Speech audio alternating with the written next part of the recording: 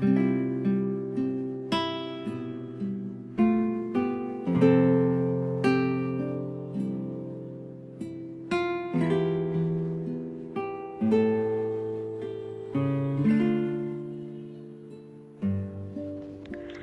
mabuting balita ng Panginoon ayon kay San Juan.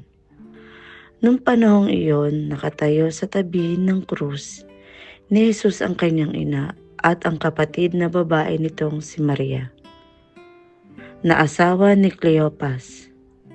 Naroon din si Maria Magdalena. Nang makita ni Jesus ang kanyang ina at ang minamahal niyang alagad sa tabi nito, kanyang sinabi, "Ginang, narito ang iyong anak."